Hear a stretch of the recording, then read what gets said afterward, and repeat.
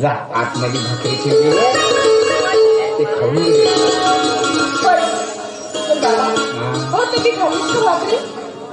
अगं मी भाकरी खाऊन मोकळा झालोय, आता तुझीच वाट बघत होतो मी. हे काय बाबा, हो किती खोटं बोलताय तुम्ही माझ्याशी.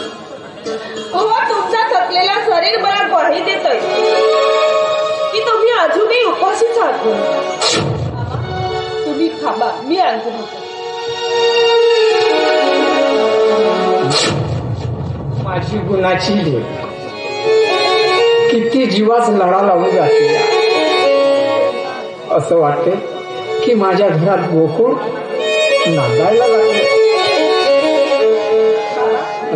या बसा, मी तुम्हाला घास भरून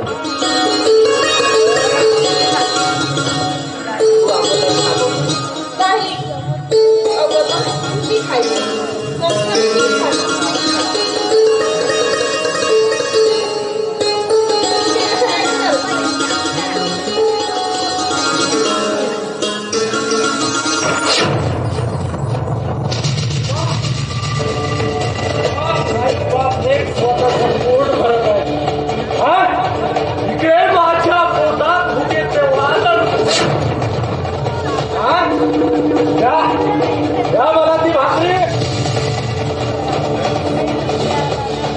नाही दादा.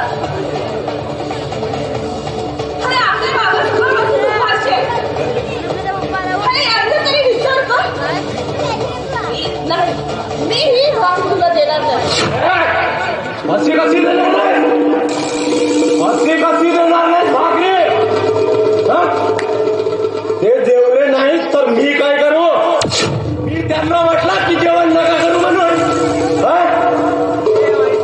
मला भाकरी पाहिजे म्हणजे पाहिजे.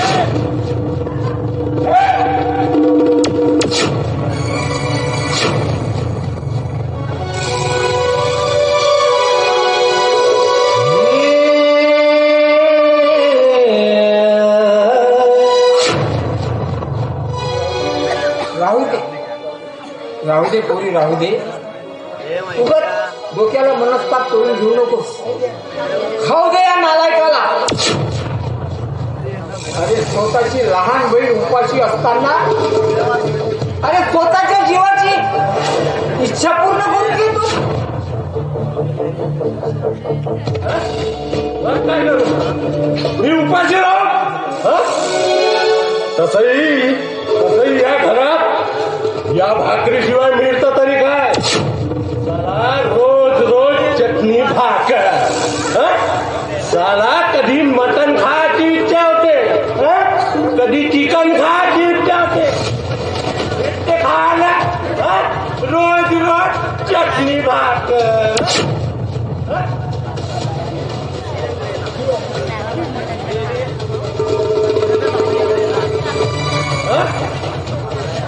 काय म्हणले?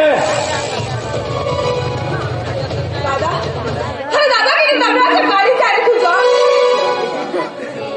अरे स्वतःचं शरीर साथ देत नसताना देखील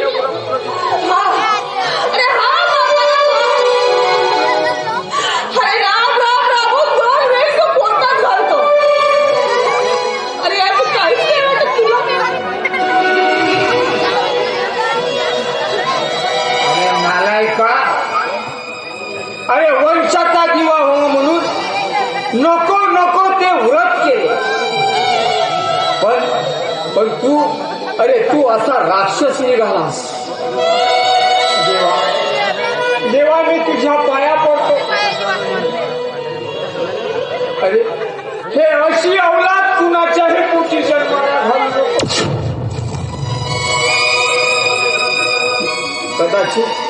कदाचित माझ्यातच काही खोट असेल म्हणून म्हणून अशी अप्पलपोटी अवलाद पैदा झाली असंच ना. म्हणे वंशाचा दिवा मिळावा म्हणून नको नको ते व्रत केले.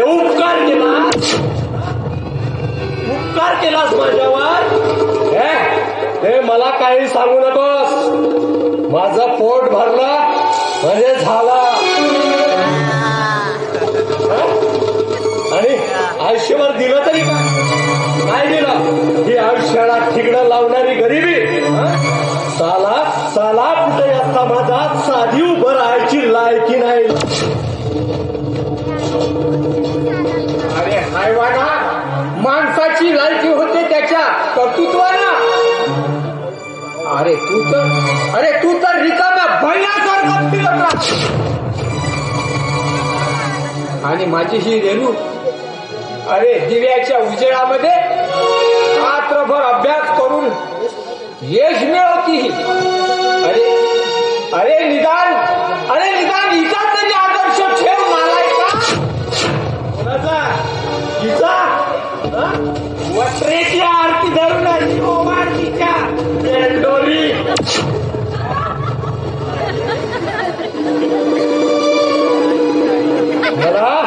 मला त्या विश्वासारखं खूप मोठं व्हायचं आहे.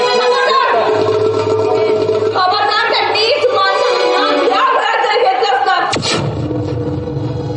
आणि त्याच्या आईने धंदे जिकडे चालू आहेत हे सगळं या गावाला माहित आहे. आणि अशा पापी माणसाचं नाव या पवित्र घरामध्ये घेतेस तू. शी! आणि धिक्कार असो तुझ्यावर. रेणू, या विश्वाबद्दल एक शब्द जरी बोललीस ना तर मी खपवून घेणार नाही.